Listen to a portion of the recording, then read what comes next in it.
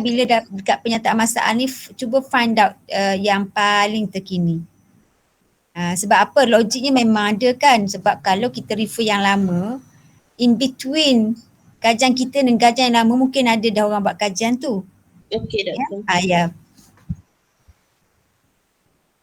Ni yang pertama lah, penyataan masalah yang pertama. Okey. Penyataan masalah yang kedua ni adalah dari segi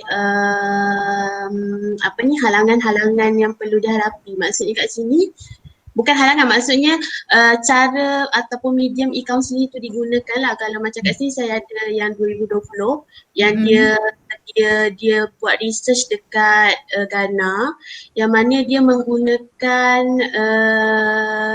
WhatsApp dengan video call WhatsApp dan melalui email. Dan ada juga hasil kajian barat menunjukkan bahawa perkhidmatan e-counselling ni paling sesuai digunakan melalui ruang sembang. Tu berdasarkan yang ni lah, research yang 2018.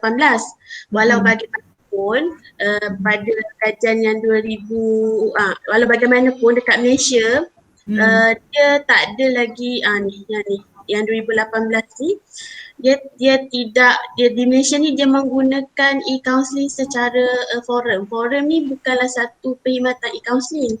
So Zaidan Nur dengan Lily Masrur ni kata selalunya dekat Malaysia ni memang tidak menggunakan e-counselling tu secara macam melalui WhatsApp ataupun email ke ataupun selain daripada itulah, maksudnya diguna melalui forum.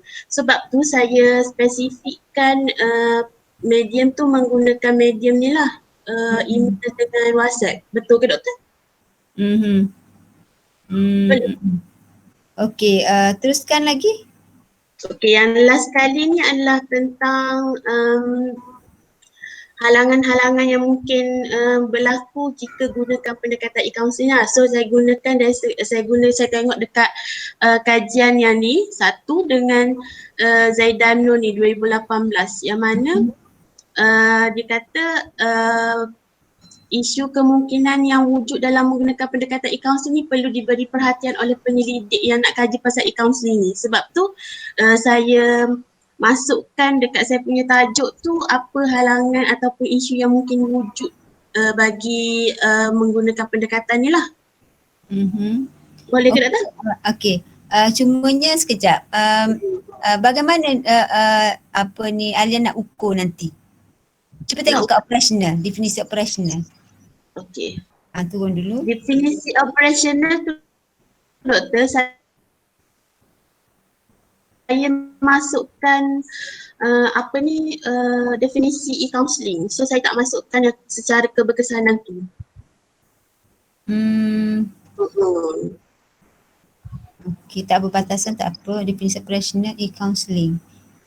Baru masukkan yang ni lah. So saya tak masukkan lagi dari sini. Ini secara konseptual kan?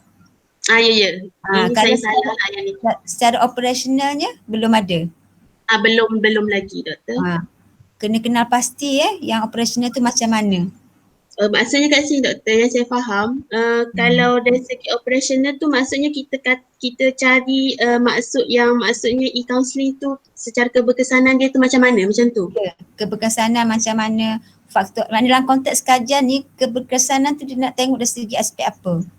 Okey. Faktor halangan tu aspek apa. Dan e-counselling kat sini menunjukkan e-counselling yang mana. Ya. Maksudnya kalau nak tengok e-counselling yang macam mana tu, maksudnya yang saya nyatakan tu lah, maksudnya melalui medium tu. Ya.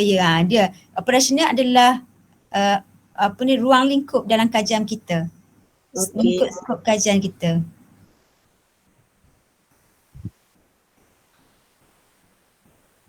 Faham doktor? Ya. Okey, next lagi. Doktor nak tengok objektif. Tengok doktor. Boleh tengok objektif. Okey, ni objektif saya lah. Ada 3 objektif yang saya nak tengok: keberkesanan, faktor halangan dan kemungkinan isu yang wujud jika menggunakan medium ni. Pasti keberkesanan dalam menggunakan untuk mengubah faktor halangan, mungkin isu yang boleh timbul. Memastikan mungkin isu yang boleh timbul dan menggunakan website, media website dan email. Okey lagi, next. Tak ada komen ke doktor? Apa dia? Komen tak ada. Belum. Okey, ni persoalan kajian saya lah. Sebenarnya saya nak buat ni. Boleh ke kalau kita guna macam sejauh mana keberkesanan medium WhatsApp tu boleh memberi kesan kepada macam tu. Boleh ke doktor kalau guna gitu? Nak tukar yang apakah ke macam mana? Macam saya sebab saya rasa macam saya nak guna sejauh mana. Tapi kalau yang saya buat, yang saya tunjuk kat doktor ni betul ke okey ke macam mana? Biasanya, persoalan kan? Persoalan.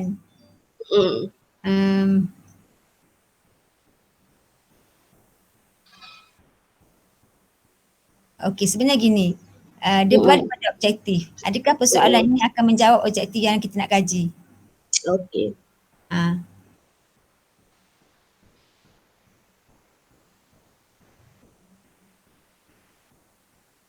Okey, kerangka teori? Kerangka teori ni saya tak sure lah doktor. Tapi saya buat macam ni. Maksudnya saya nak DE counselling ni apa keberkesanan dia? Apa isu yang mungkin timbul? Apa faktor halangan dia? Macam tu.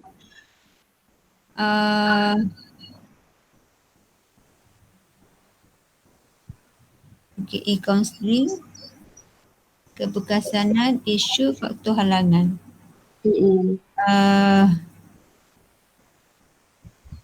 Alright. Okay, next. Lepas lah. Next Alia. Ni kepentingan kajian saya lah. Saya ada nyatakan dekat tak apa. Yang ni tak saya pihak kementerian. Ni balik pada tadi tak apalah as long as ada meet di theoretical and practical.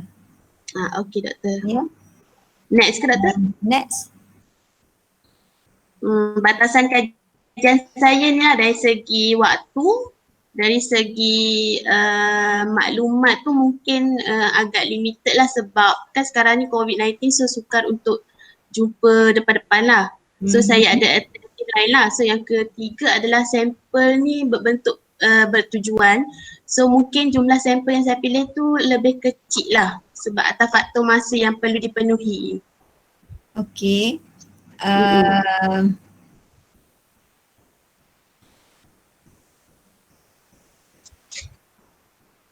Okey. Alia dulu pernah ambil kualitatif ke? Pernah. Pernah ya. Masa ni guna kuali ke kuanti? Kuali. Oh memang kuali? Yes, memang kuali.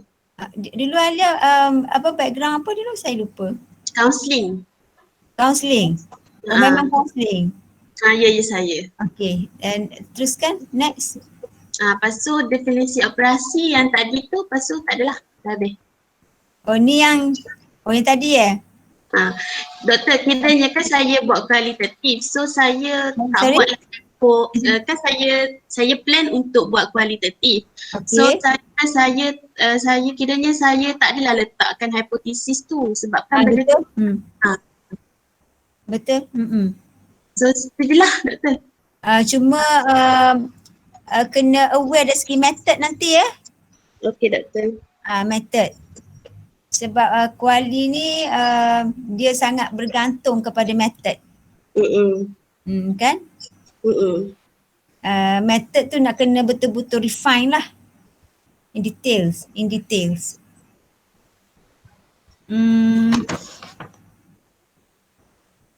Lagi doktor komen. Cuma saya Alia kena banyakkan literature tu. Okey. Banyakkan literature.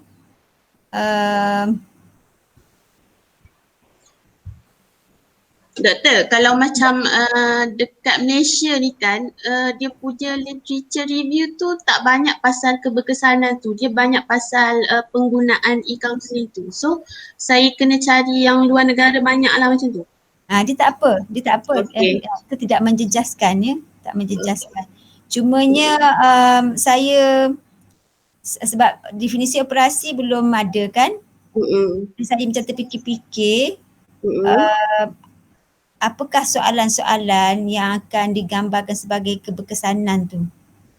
Saya terlupa letak yang tu. Jadi nak kena detailkan keberkesanan tu apa, di mana skopnya Okey doktor. kan. Maksudnya dari segi macam kalau buat sesi kaunseling tu adakah memberi manfaat pada klien, contohnya macam tu. Apa-apalah yang memang nak dikhususkan dalam kajian ni lah. And Okey. then faktor-faktor halangan tadi kan. So nanti daripada apakah tema-tema yang akan dihasilkan lah Okey doktor. kan. Dah belajar kan tentang tema-tema tu kan. Ada.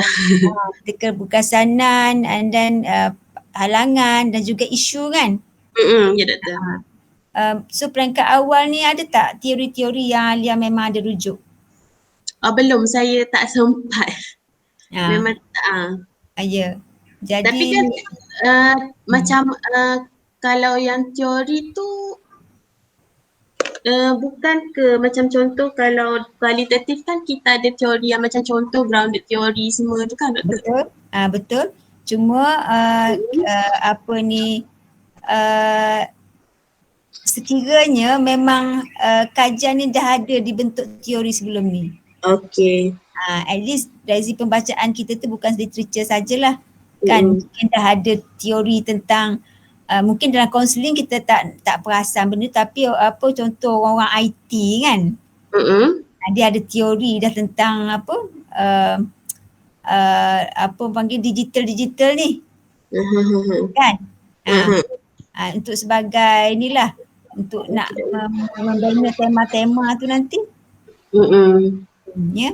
So nak kena perkayakan dari segi inilah literature tu. Ya. Betul. Okay Alia, thanks. Itu sahaja. Itu saja. Terima kasih doktor. Sama.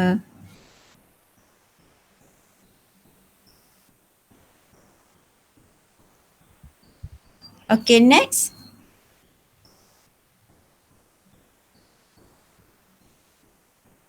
Assalamualaikum doktor.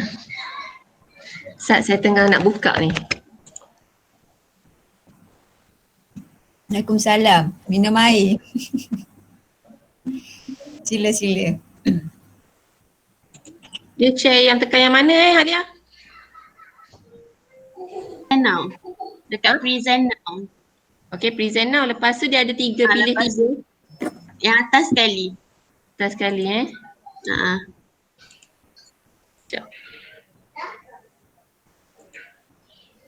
Alamak.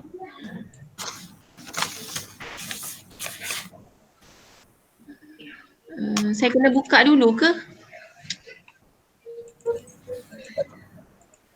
Kak Echa buka dulu siap-siap, lepas tu baru present now. Okay. Ada tak? Dah nampak sekejap tadi, lepas tu hilang balik. Okay, sekejap sebab saya tercancel. Tak apa. Ada tak? Proses.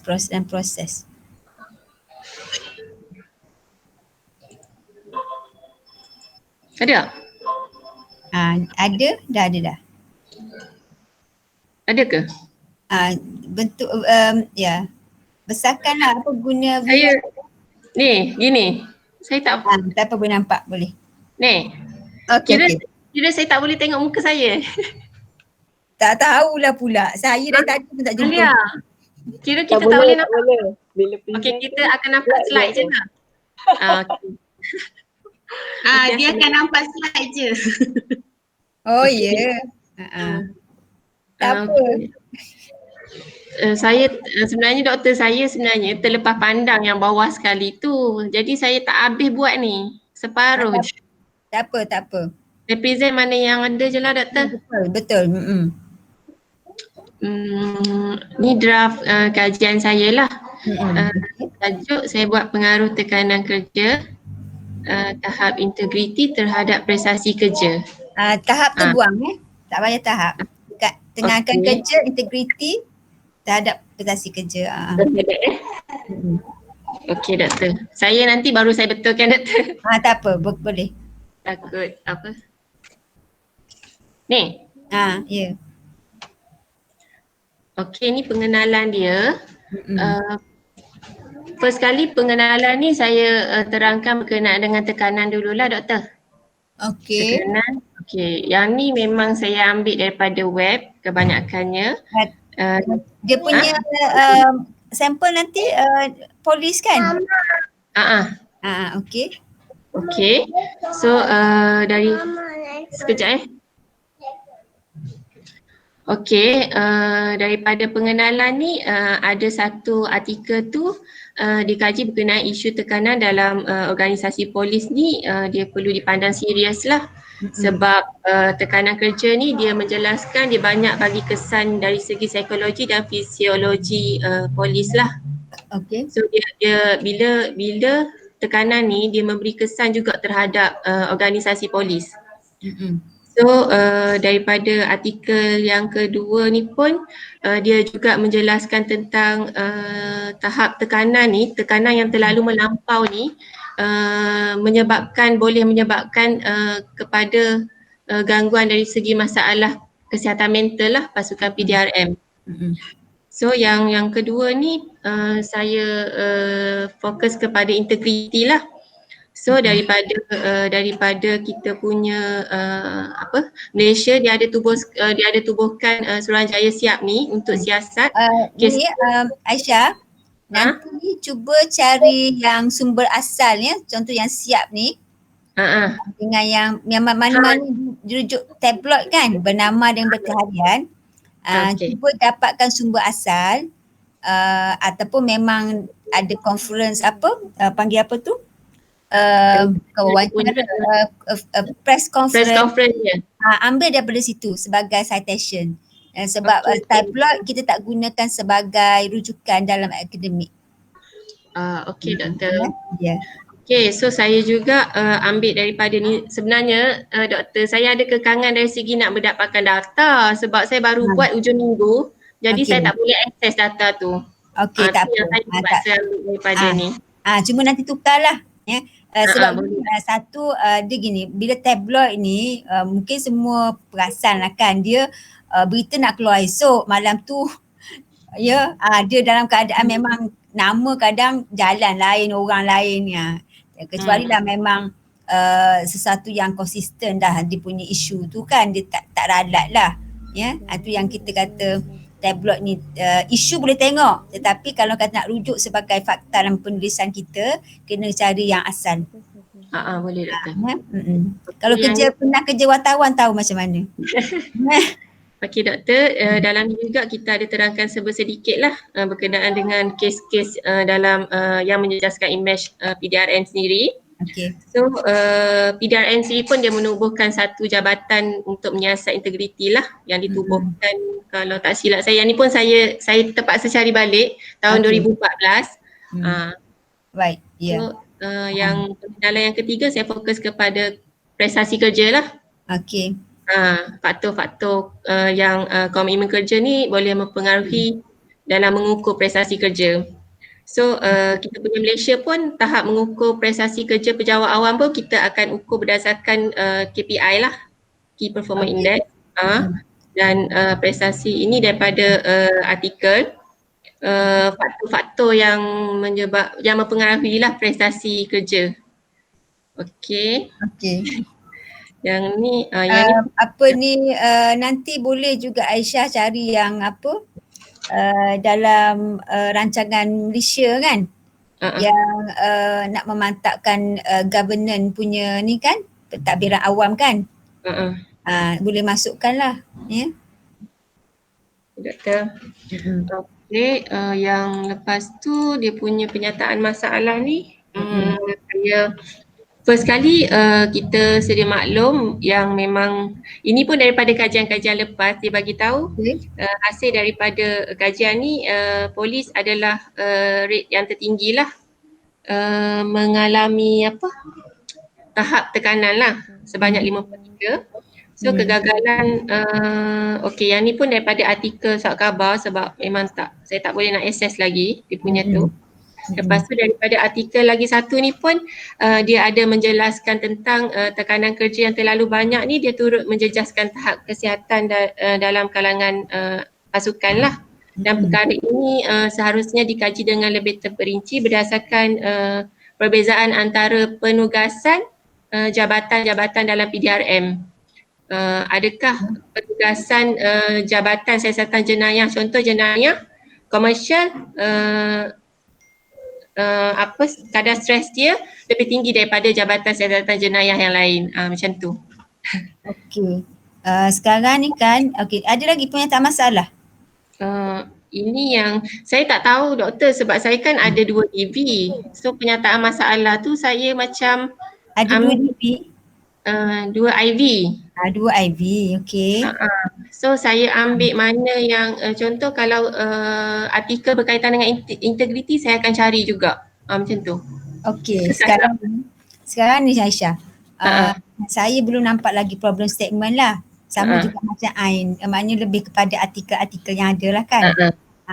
Jadi sekarang ni yang menjadi DV adalah prestasi kerja kan. Okey. Prestasi kerja. So Aisyah belum jumpa yang 2 IV dan 1 IV tu kan? Tak jumpa yang dengan apa tadi? Tekanan terhadap prestasi belum ada kan? belum ada. Belum jumpa kan?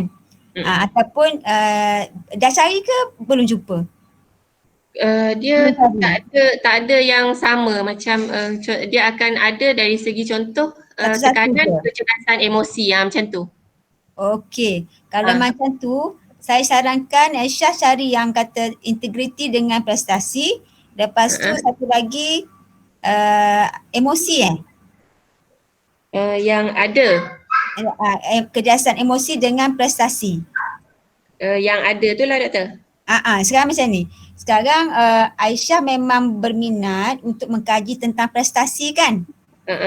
Prestasi ni bila nak mencari dia boleh tulis performance, dia boleh buat achievement, dia punya ni kena tukar-tukar sikit. Bila dah baca satu artikel and then cuba tengok rujukan dia dekat bawah tu kan. So dia punya keyword tu mungkin ada tak exactly macam yang kita guna, tapi it contain the same meaning lah kan. Kadang-kadang tak jumpa kan, tapi rupanya dia guna performance. Rupanya dia guna achievement. Okey. Sekarang ni bila Aisyah memang kata Aisyah berminat untuk kaji tentang performance kan. Kerajaan kita pun memang mementingkan prestasi sekian lama lah kan. So yang ni memang tak boleh ubah. Sebagaimana saya sebut sebelum ni lah, IV mungkin berubah kan. Jadi untuk peringkat sekarang ni Aisyah cuba cari search, kalau first tu cari dulu yang kata pengaruh integriti, kecerdasan emosi terhadap prestasi. Kalau tak ada, cari yang satu-satu. Integriti terhadap prestasi dan juga apa tadi? Kecerdasan emosi terhadap prestasi. Kan? Tekanan. Tekanan terhadap prestasi. Tekanan terhadap prestasi dengan integriti terhadap prestasi. Cari satu-satu. Dalam proses mencari itu nanti, kemungkinan salah satu IV ni dah tenggelam. Mungkin Aisyah dah jumpa integriti dengan yang lain terhadap prestasi. So tajuk mungkin dah berubah. So you explore dekat situ. Kan?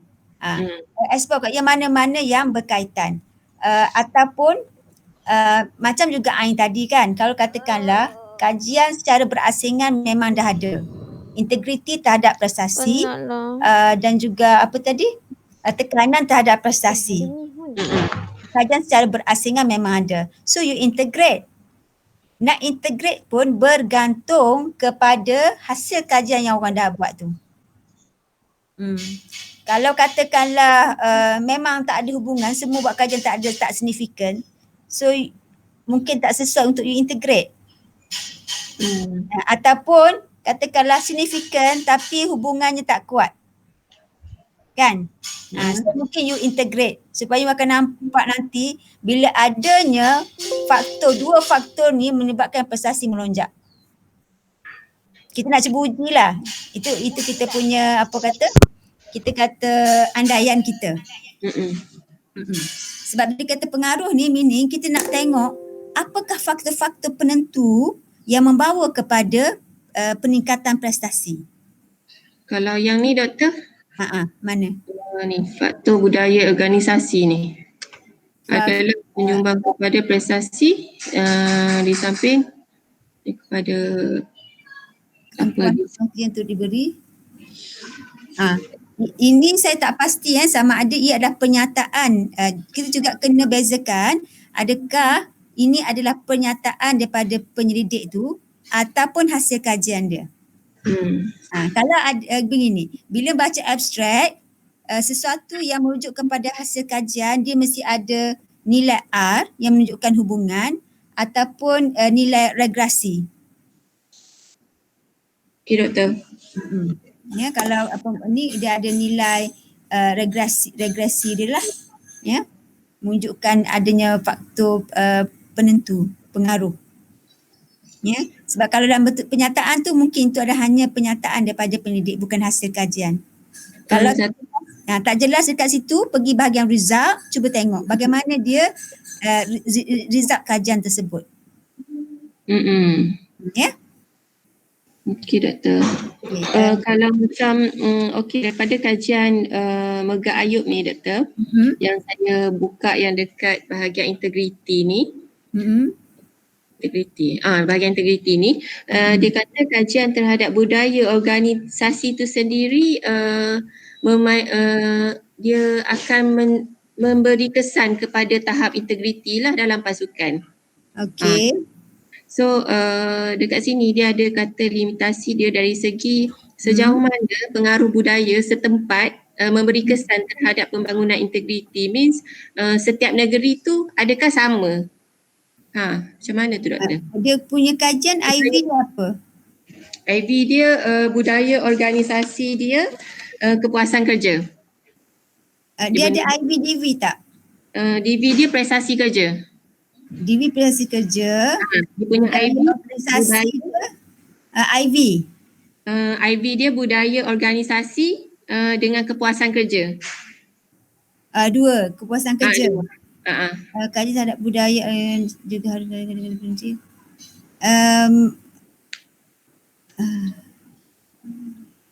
Ni cadangan dia kan, cuba baca dia punya hasil kajian. Hasil kajian dia kata apa? Hasil kajian dia macam mana? Dia dapat R berapa ke? Ini rumusan dia lah kan, rumusan daripada ni. Cuba tengok dekat result dia. Atau dekat abstrak tu dinyatakan lah. Kalau dia dinyatakan bentuk penyataan juga, mungkin dia deskriptif. Dia tak ada hipotesis. Dia ada hipotesis tak? Dia ada bagi dimensi dia doktor, motivasi, ganjaran dengan saling percaya. Ini adalah faktor-faktor yang mempengaruhi integriti tu. Saya rasa ini deskriptif, bukan kajian inferential. Meaning kalau kajian deskriptif macam ni mungkin dia buat bentuk dan kuali ataupun dia saja survey macam tu je. Dia tak ada IV, dia ada DV je. Kan? Okay, betul tak? Sebab kalau kajian ni dia ada hipotesis, dia mesti ada nilai R dia berapa. Dia punya hipotesis dia hipotesis.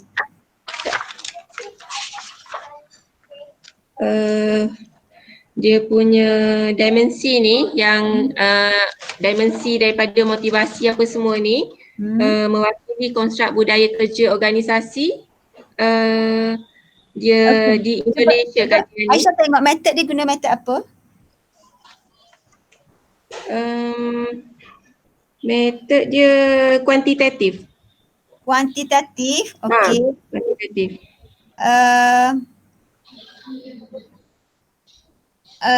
Analisis statistik dia guna pakai apa? Analisis statistik dia analisis dia. Saya tengok kat sini Smart PLS. Apa benda entah. Smart PLS. Smart PLS, okey. Smart PLS.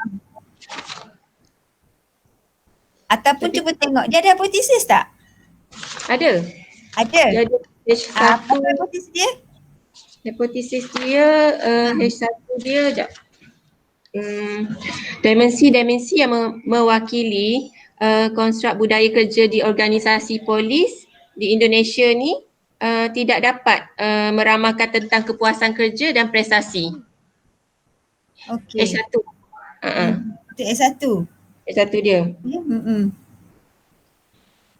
H2 dia konstruk kepuasan kerja ni tidak dapat meramalkan prestasi atau diramalkan oleh dimensi-dimensi budaya organisasi itulah. Yang budaya dia ada 3 tu. Okey, lagi happiness yang lain? Itu saja ada 2. 2 je doktor. 2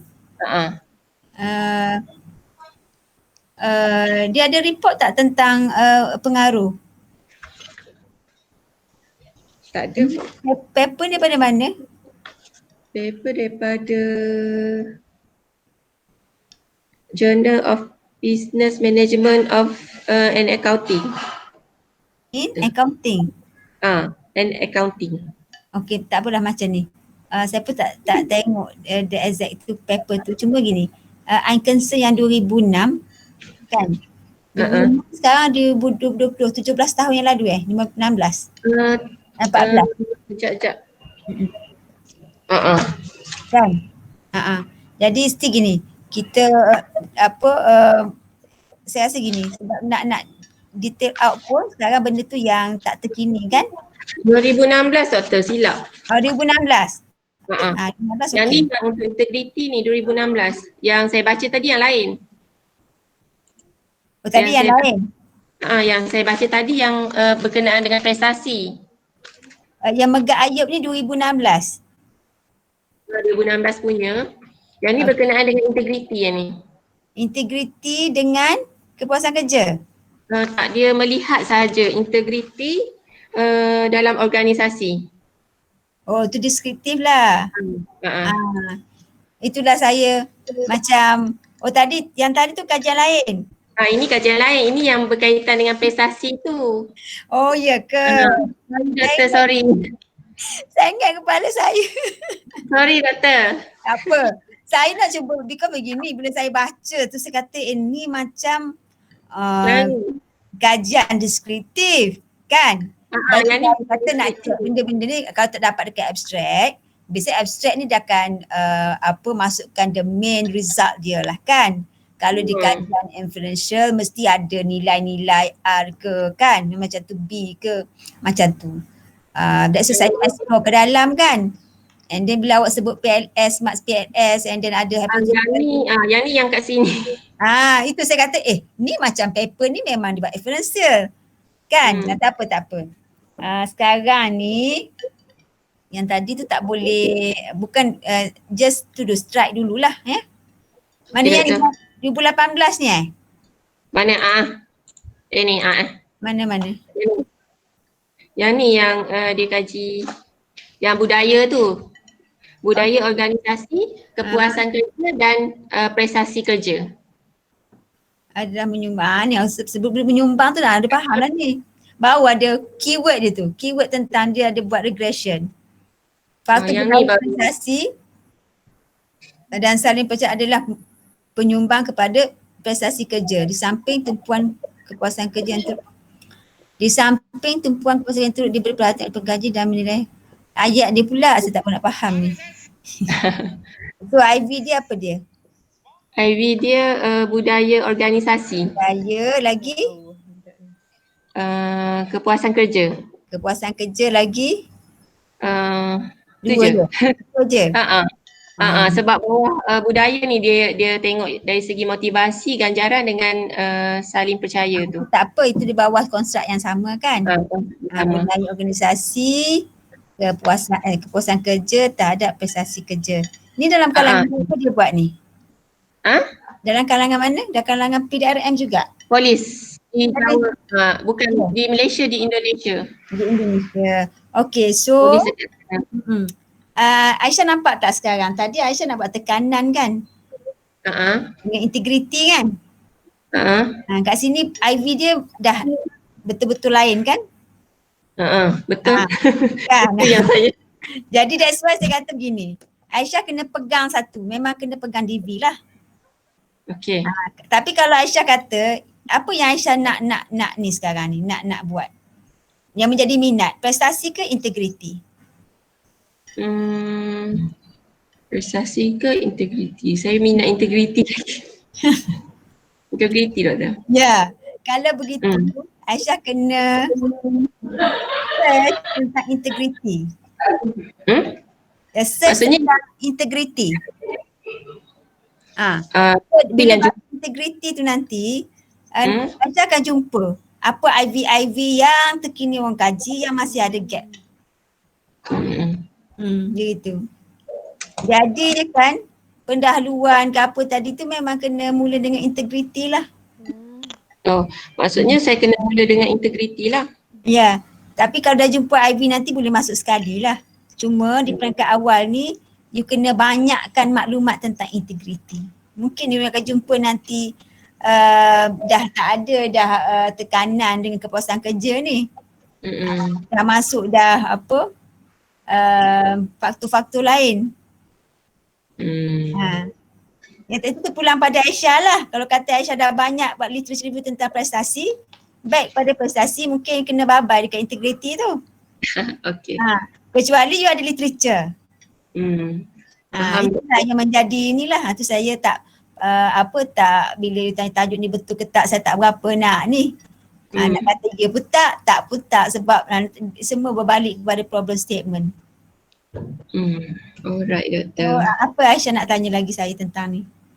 Means kalau saya nak pegang integriti, maksudnya integriti tu akan jadi DV lah. Yes, of course. DV tak akan berubah sebab that's the variable yang kita concern, yang kita nak tahu, yang kita nak ukur. Apa yang membuatkan integriti seseorang itu semakin tinggi ke, dipengaruhi oleh faktor-faktor apa? Okey doktor. Yang kita nak cuba perbaiki, yang itu kita nak cuba extend the knowledge tentang integriti. Okey, faham doktor. Jadi, okey, tak apa, ni memang proses biasa. So memanglah proses biasa tapi dia perlu betul-betul fokus lah. Memang kena terus lah, immediately kena fokus. Boleh doktor. Baik. Okay, next presenter. Thanks. Okay, saya tutup Ya, baik. Baik.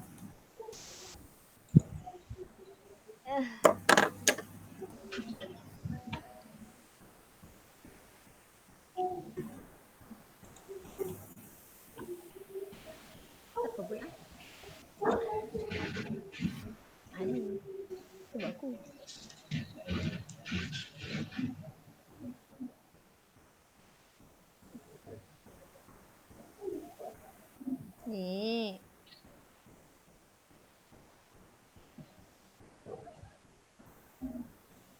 Ni.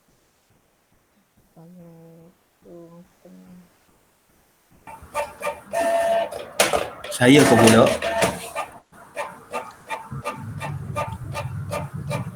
Kau rehat dulu.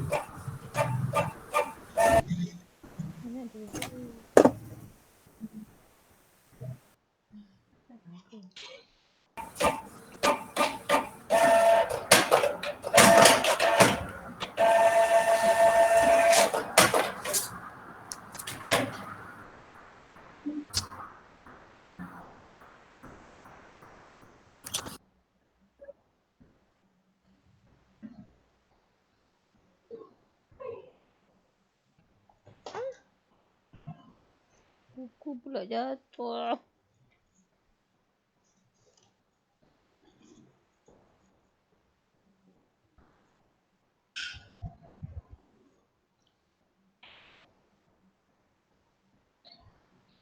Okay, next presenter siapa ya?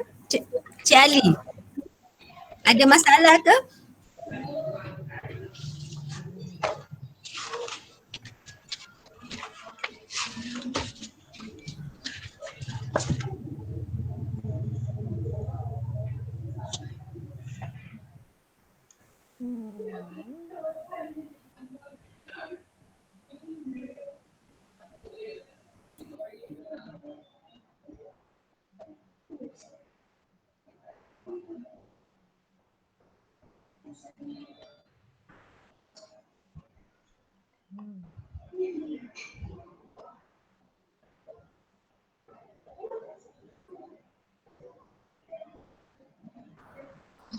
Nampak kau? Apa saya share? Kodok? Okey, boleh. Boleh.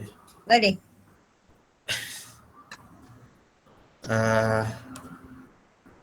Assalamualaikum warahmatullahi wabarakatuh. Sebelum tu kalau ada silap dan salah, mohon minta maaf, mohon tunjuk ajar lah. Tajuk kajian yang saya pilih adalah pemilihan kejayaan pelajar tingkatan 3 di sekolah harian biasa dan sekolah asrama penuh. Di sini saya ingin mengkaji perbezaan minat kejayaan yang ada dalam pelajar di sekolah harian biasa dengan sekolah asrama penuh.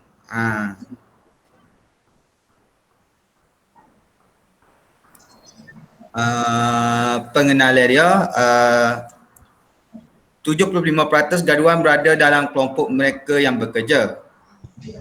Sekitar 25% lagi atau 1 dari 4 gaduhan menyatakan mereka masih menganggur. Diambil daripada Berita Harian 2016. Kajian saya ini memilih pelajar tingkatan 3 kerana mereka menduduki peperiksaan PT3 dan dia akan memilih aliran mana lah lepas tu nak masuk. Ada mungkin aliran sains ke, aliran teknikal ke. Kajian ini menggunakan instrumen atau alat ujian minat kejayaan sidik Muhammad Nuh yang dialih bahasa daripada alat ujian Self-Directed Test yang dibina oleh John L. Holland. Teori sebenarnya kata teori kajian ini berdasarkan teori kejayaan Holland lah. Faham ke? Dengar ke tak? Ya. Sebenarnya ialah latar belakang masalah. Latar belakang masalah biasanya untuk kajian ini ialah masyarakat yang tidak sedar bahawa terdapat beberapa cara yang boleh diguna bagi membantu mereka untuk memilih kejayaan yang sesuai dengan mereka. Kedua, membantu pelajar menyedari pentingnya untuk mengetahui kejayaan yang sesuai dengan mereka. Sangat penting supaya mereka tidak tersalah memilih kejayaan. Biasalah bila tersalah pilih kejayaan ni, dia mengundang masalah masa ujian nanti lah. Biasanya dia tidak sampai kepuasan. Lebih kurang gitulah. Penyataan masalah. Fenomena pelajar kurang berpengetahuan tentang kejayaan apabila persekolahan berakhir menyebabkan pemilihan kejayaan mereka tidak sesuai. Assalamualaikum. Waalaikumsalam. Saya mencelah ya. Boleh. Okey. Tak apa. Apa ni slide tu biarkan. Sudahlah. Saya mencelah suara je. Sudahlah mana ni. Okey. Okey dah. Apa malam ni juga sudah. Okey, ni Ali. Cik Ali. Boleh dengar suara saya? Boleh. Ya. Ada bunyi bising yang belakang kan? Sekejap. Sekejap ya. Ada suara saya.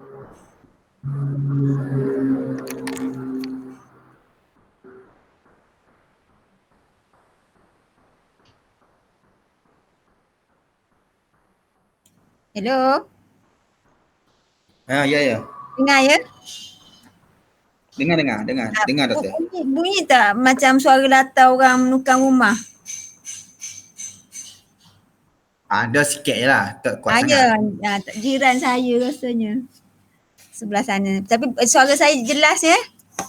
Jelas doktor, jelas doktor. Okey, baik. Balik pada ni ya Ali, yang penyataan masalah ni. Rasanya Ali belum sempat buat literature review kan? Belum. Saya pun confused. Confused. Ali confused dekat mana? Tak apa, that's good. Effort. Sebab saya search macam kajian yang menggunakan minat inventory minat kejayaan ni. Okey.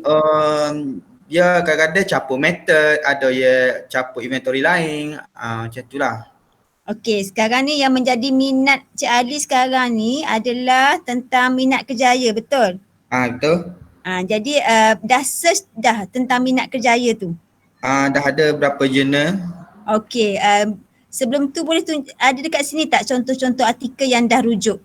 Macam ni. Panjangnya mana? Sekejap. Tapi saya tak tahu tahun berapa. Tak ada. Ini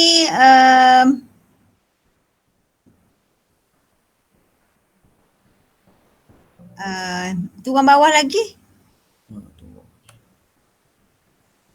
Oh tu dah objektif kan? Nak atas balik. Nah, tadi pernyataan masalah.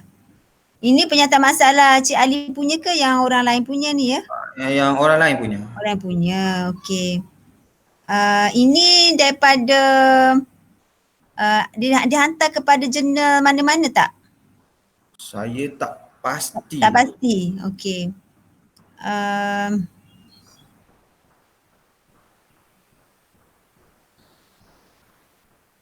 Yang lain ada doktor. Sorry lain ya, sebab yang ni saya tak boleh kenal pasti dia rujuk dekat mana. Okey, ni kan. Faktor ni tahun 2016.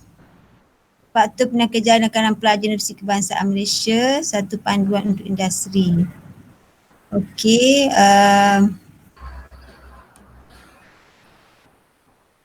alright, sekejap ni dekat abstrak ya, maintain dekat abstrak.